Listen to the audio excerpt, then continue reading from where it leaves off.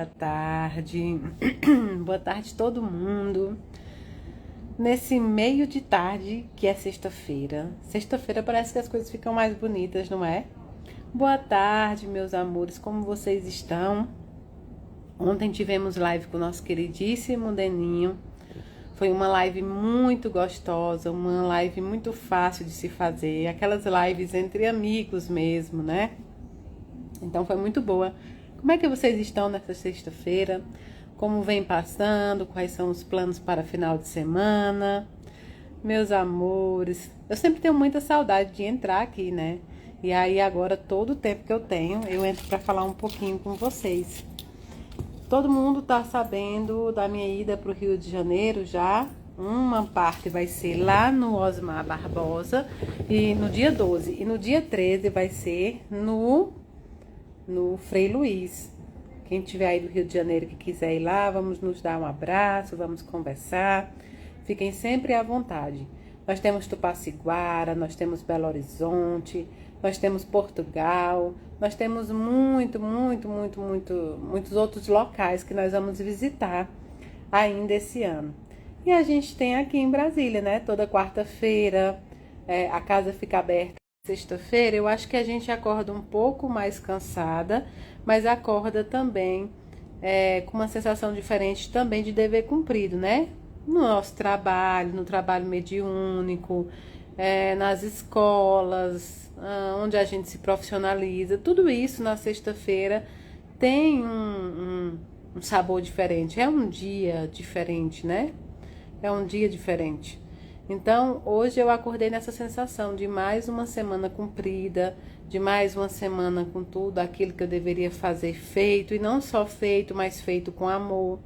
Então, eu sempre procuro entender o fim da semana, né? O fim da semana como um momento em que eu posso parar e pensar se eu cumpri aquilo que eu me propus, se meu caminho, meu direcionamento está correto.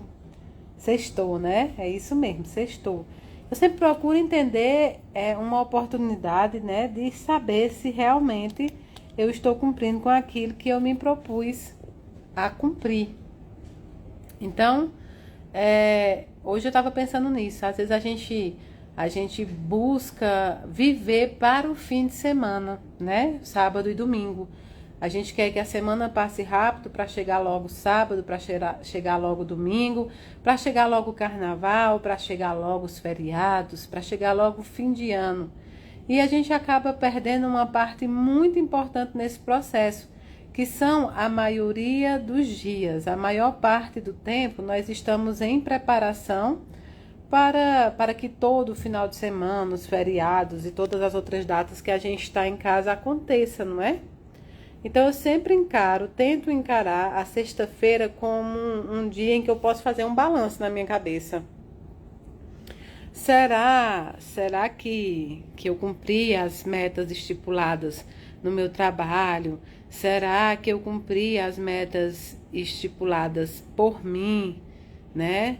Será que eu cumpri todas essas coisas? Ou será que eu me propus com mais do que eu poderia, né? Então, eu procuro acordar e dizer, bom, deixa eu ver se pelo menos aquilo que eu fiz com qualidade. Se aquilo que eu fiz com amor. Se eu entreguei o que eu poderia, da melhor forma que eu poderia, dentro do que cabia, sem que eu me violente, sem que eu me violente mentalmente, fisicamente, espiritualmente. Então, eu gosto muito de um meme da internet, né, que fala assim, então é Natal, o que você fez? Aí alguém responde, eu fiz o que eu consegui fazer. Tem o fundo de brincadeira, mas tem um fundo de verdade. Nós fazemos sempre aquilo que nós damos conta de fazer, aquilo que nós conseguimos fazer. E muitas vezes a gente não consegue exatamente como planejou, mas é como a gente conseguiu. Então, eu fico muito feliz todas as vezes que quando eu vou fazer essa reformulação da semana, eu consigo intuir que eu fiz o que eu poderia da melhor forma possível, dentro da minha capacidade, dentro da minha limitação física, mental, humana, espiritual, tudo isso. Então, as sextas-feiras, para mim, tem cara de balanço. Eu vi muito vocês falarem também que a sexta-feira, muitas vezes, tem cara de saudade, né? Porque era quando as pessoas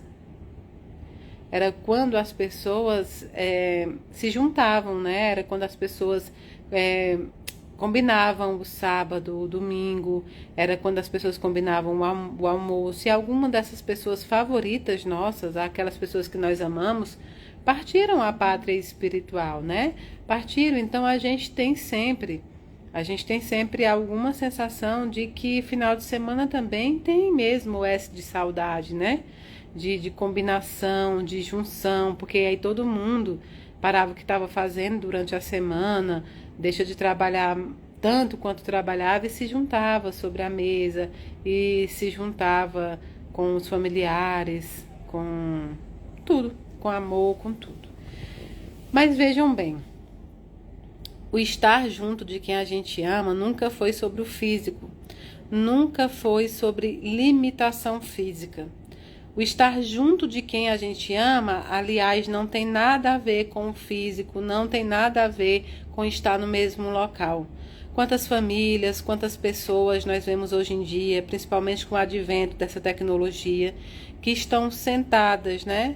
Que estão sentadas à mesa, estão sentadas em algum ambiente e cada um da sua família está com o celular na mão. Às vezes amigos que marcam para jantar em determinado horário, quando você olha para eles, eles estão cada um com o celular na mão. Então, amor, convivência, nunca foi sobre estar junto no mesmo local e de forma material. Nós podemos estar juntos no mesmo local, fisicamente, de forma material e ainda assim não estar em contato espiritual, mental ou afetivo com ninguém. Estar junto significa ser congruente naquilo que a gente fala, naquilo que a gente faz e como a gente vive esse amor. Então, mesmo que você não veja, não enxergue com os olhos materiais, ainda assim a sua convivência continua. E o amor também continua. Se tem uma coisa que nunca acaba, é amor. Ele pode adoecer, ser transformado em ódio, em raiva, em tristeza, mas acabar não. Então a gente transforma, muitas vezes, os nossos entes queridos, a gente limita eles apenas ao físico.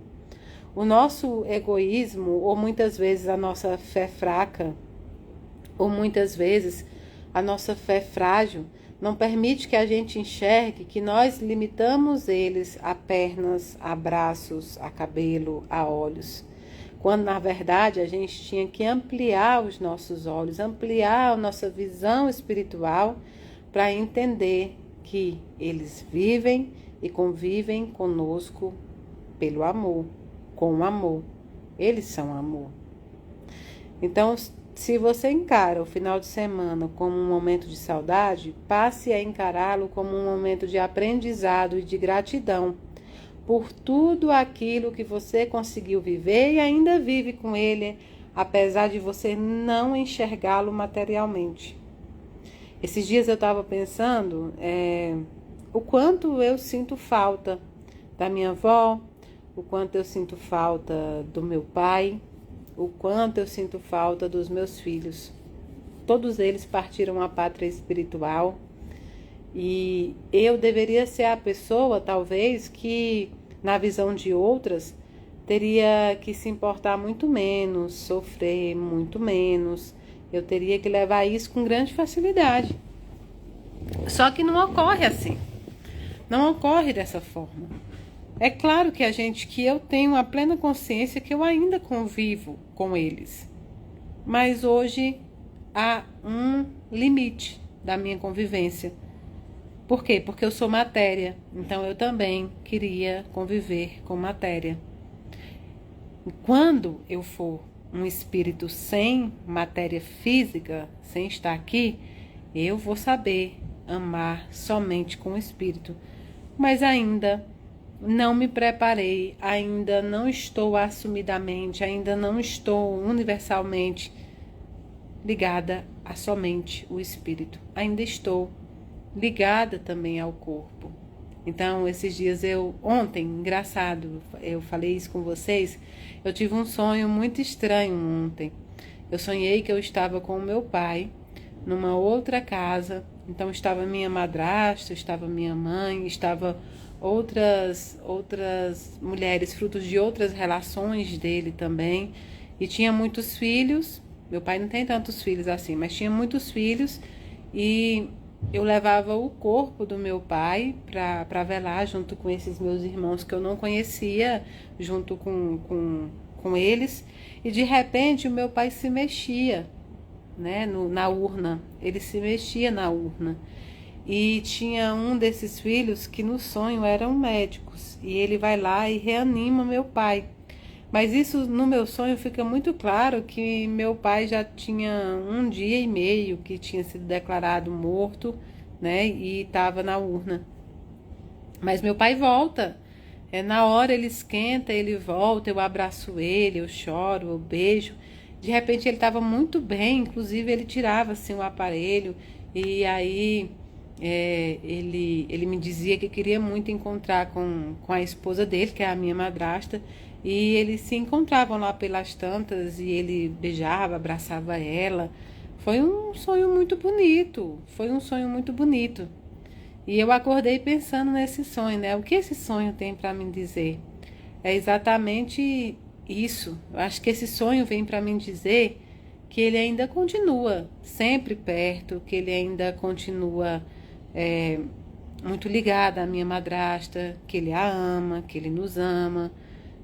Talvez tenha outras nuances desse sonho que eu só vou descobrir depois, que eu só vou conhecer depois, mas foi um sonho muito nítido e eu sei que nesse sonho foi um encontro, porque muito real, eu conseguia sentir o corpo dele, ele me abraçando, e ele me falava umas coisas, aí hoje eu acordei sem lembrar, e eu fiquei tentando lembrar dessas coisas que ele me falava nesse sonho. Cada um que esteve na nossa vida, cada um que passou por nós nessa vida material, leva de nós muitos sentimentos. Não é só o amor que eles levam. Eles levam as características, eles levam a convivência, eles levam histórias que ninguém nunca mais vai ser capaz de contar.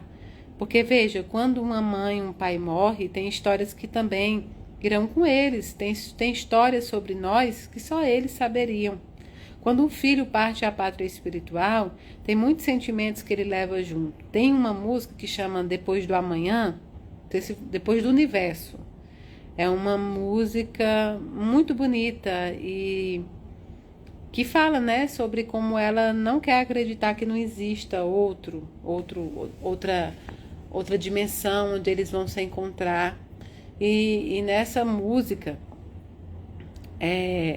na letra da própria música, né, ele fala sobre como sente ainda, né, no rosto, né, ainda sente no rosto o toque do beijo.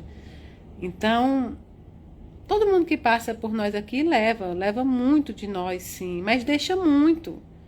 Leva muito do que a gente sente, mas deixa muita certeza, deixa muito amor, deixa muito carinho, deixa muita falta. Eu costumo dizer que você só sente falta de alguém que você amou. Que a pessoa também deixou coisas boas em você. Dificilmente você vai sentir falta de alguém que simplesmente só fez algo ruim por você ou que foi indiferente a você. Então eu particularmente, Mayra, né? Mayra, vou me negar sempre que a saudade tentar me bater com dor, sempre que ela tentar usar um chicote de dor e não conseguir usar um colar de amor, um colar de lembranças, eu sempre vou lutar contra esse tipo de saudade. Não. Meu pai significou muitas coisas para mim. E não vai deixar de significar isso porque desencarnou, né? Porque desencarnou. Então, a gente não sente falta só do material deles. A gente não sente falta, muitas vezes, não é só do corpo deles. A gente sente falta do que eles representavam na nossa vida. Eu ainda me pego pensando que muitas coisas que eu vivenciei desde a doença do meu pai até hoje, eu não teria vivenciado, porque o meu pai teria tomado alguma atitude. Olha isso, eu sou uma mulher de 37 anos, mas ainda tenho esse pensamento. O pensamento de seguro, o pensamento de alguém que poderia fazer por mim coisas que depois que eles, né, que eles partem, a gente aprende a fazer sozinha, ou a gente descobre que tinha outras pessoas que faziam e a gente ainda não sabia. Então é tudo isso, é toda essa falta de tudo que eles representam. Mas eu jamais, né? Eu jamais vou deixar que a memória, que a lembrança, que os exemplos, que as risadas, que as coisas boas se apaguem, como também não vou pegar o desencarne dele ou da minha avó e transformá-los em alguém que nunca errou, ou que nunca erraram comigo, ou nunca erraram com os outros filhos. Não, erraram. Erraram. Erraram até porque muitas vezes nós temos uma natureza diferente dos nossos pais, uma natureza diferente dos nossos filhos. Mas uma coisa existiu sempre: o amor, as histórias e tudo isso. Então eu sempre vou lutar quando essa saudade me bater com dor. Isso é certeza. Mas isso também é escolha de cada um. Você pode se entregar à dor, você pode se entregar à falta, você pode se entregar à tristeza, você pode se entregar ao que você quiser. Isso é uma escolha sua. Isso é uma escolha sua. Mas também é uma escolha sua transformar o luto em luta, a memória deles em grandes lembranças, deixar e torná-los eles vivos onde quer que você passe. Onde quer que você passe. É uma escolha sua mostrar que seus filhos, seus pais, enfim, seus entes queridos nunca precisarão ser lembrados pela roupa que vestia, pelo corpo, pela orelha ou por qualquer coisa. Eu vou lutar sempre que o chicote da saudade me bater com dor. E vou sempre transformar esse chicote num colar em que cada pérola eu vou colocar saudade, amor, perdão, né? Perdão e tudo isso.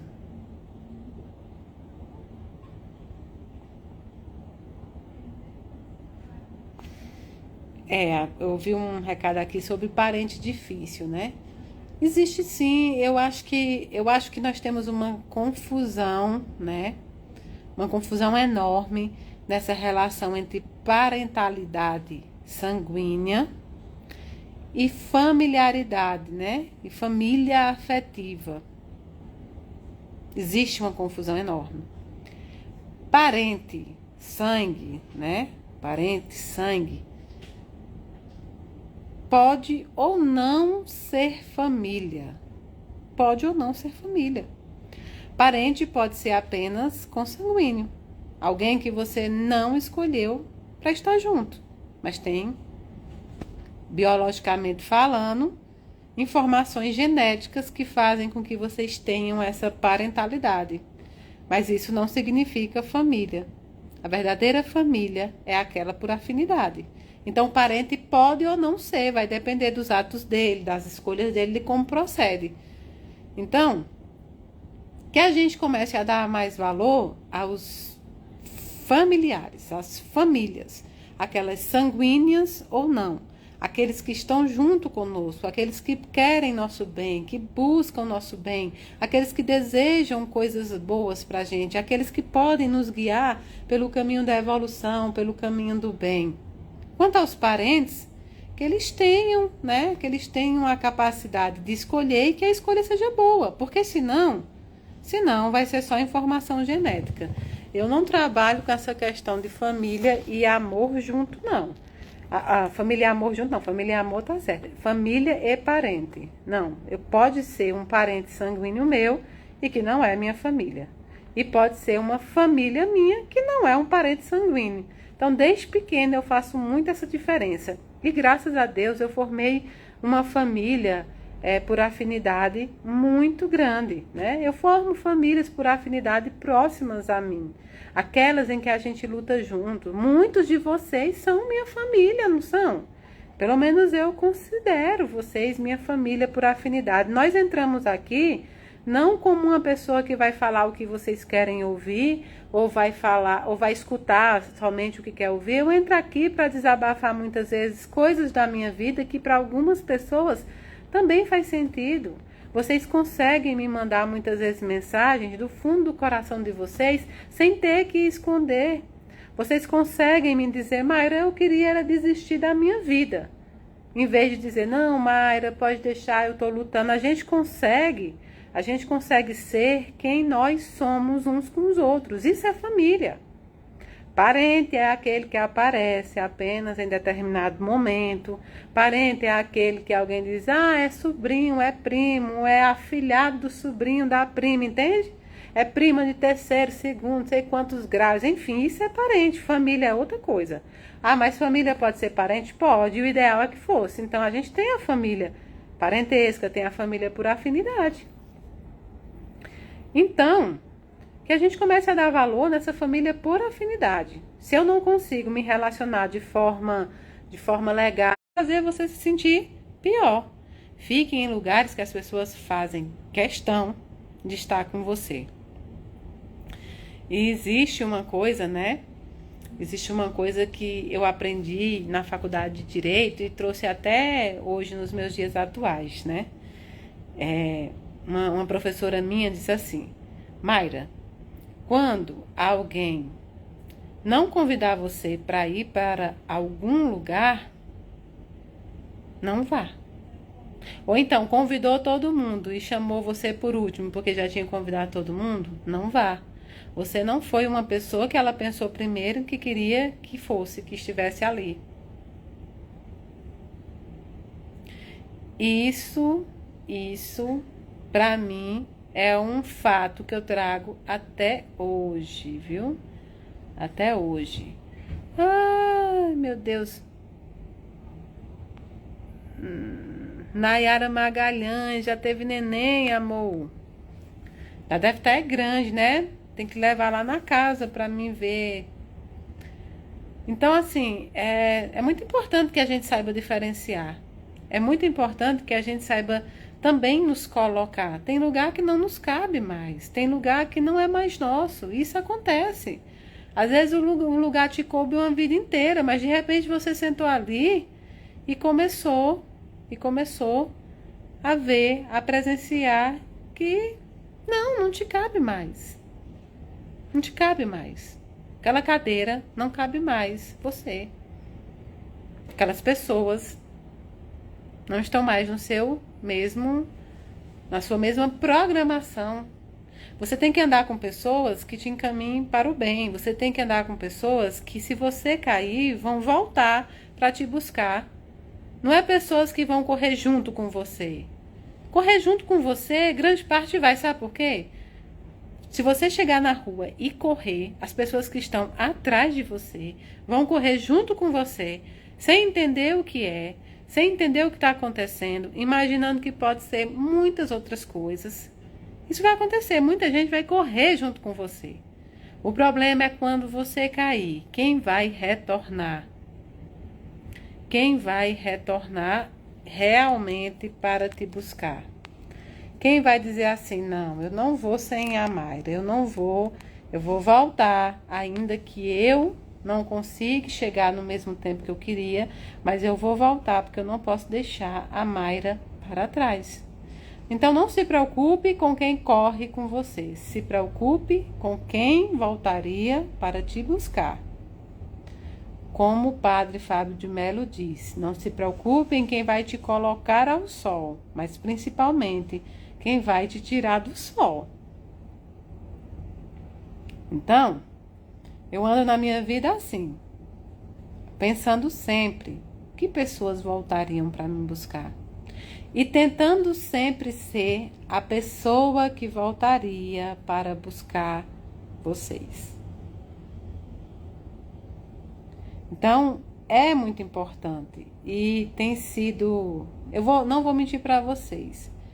Tem sido 2 anos de muito aprendizado. Sim, eu sofri muito, muito com as perseguições. Ainda sofro, né? Porque elas existem aí, sendo de forma anônimas muitas vezes, mas existem. Mas logo no ano passado, que essas perseguições vão fazer 1 ano e 1 mês que começaram publicamente, né?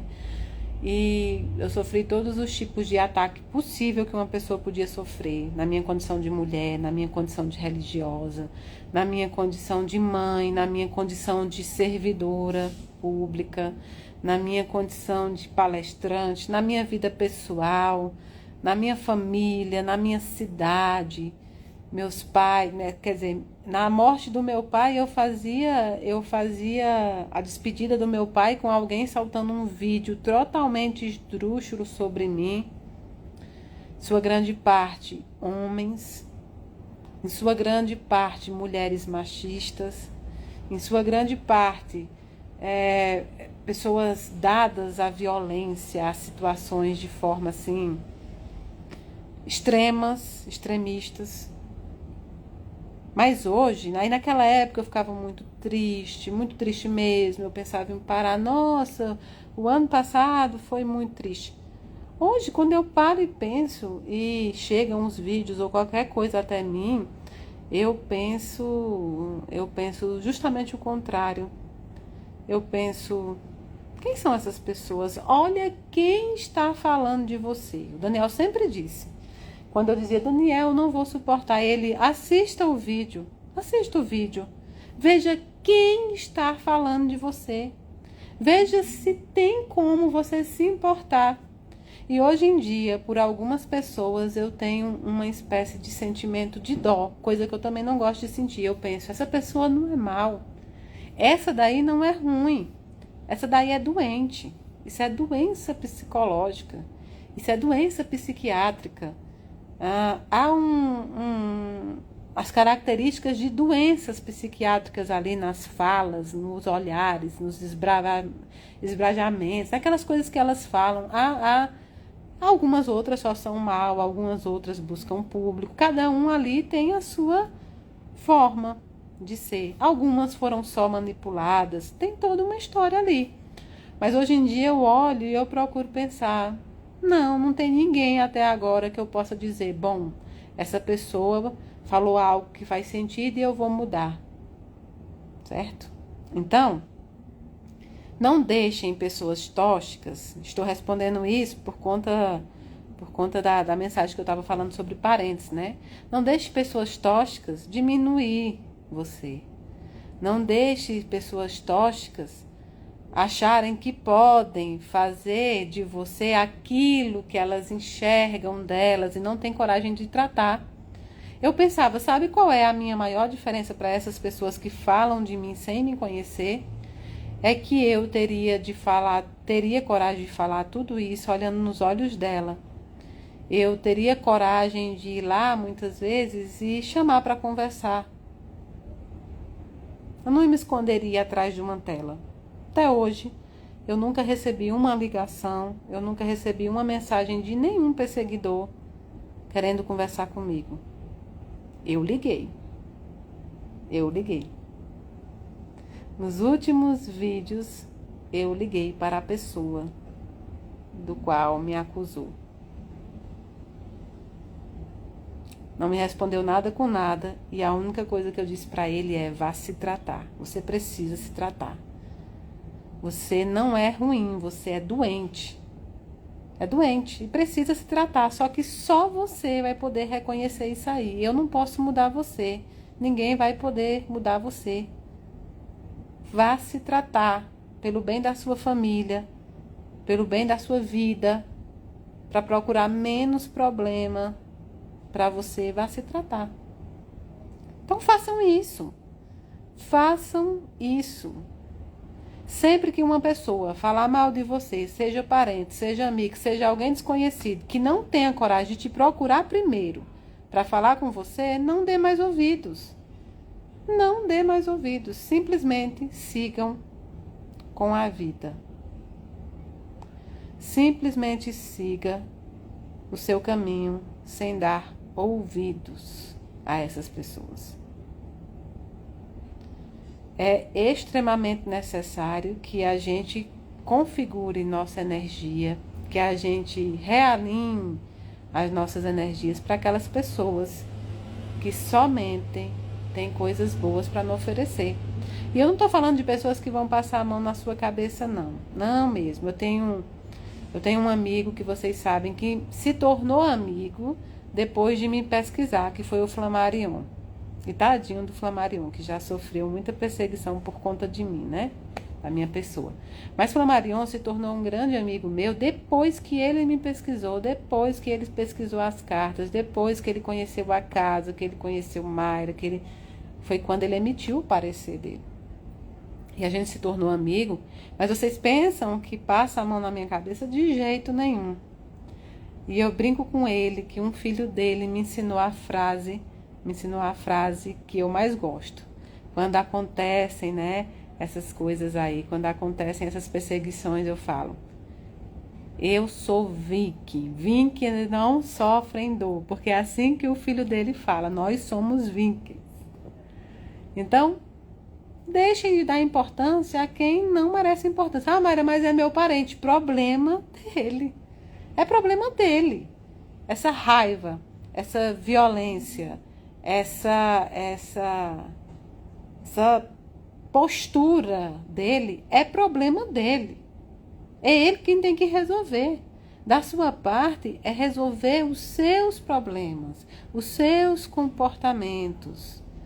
Tudo isso é a sua parte. O do outro, ah, Mayra, mas a pessoa falou coisas absurdas. Falou porque é aquilo ali que ela tem para oferecer. E se você está assistindo, e se você tá ali cooperando, e se você está repassando, e se você está alimentando, cada vez mais eles vão fazer isso. Então, ah, Mayra é meu parente, é seu parente, pronto.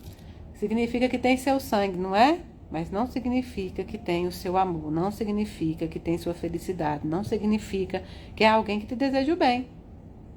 Entenderam a diferença entre dar ouvidos a quem importa e a diferença entre dar ouvidos em quem quer o seu bem? Muitas vezes Flammarion me manda mensagem chamando a atenção. E eu falo, ele tá certo, nisso eu tenho que mudar. Eu me lembro que quando eu falava com ele no início sobre isso, ele me mandava uma figurinha assim: ninguém se importa. Isso virou meu lema. Hoje em dia, quando eu recebo qualquer crítica que não seja para melhora da Mayra, eu boto a figurinha: ninguém se importa. Entenderam? Essa é a diferença. Essa é a diferença para viver bem. A gente fica se preocupando em viver muito, mas não se preocupa em viver bem, não é?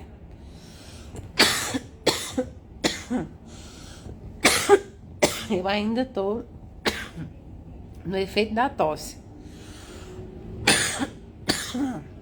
Ai, ai.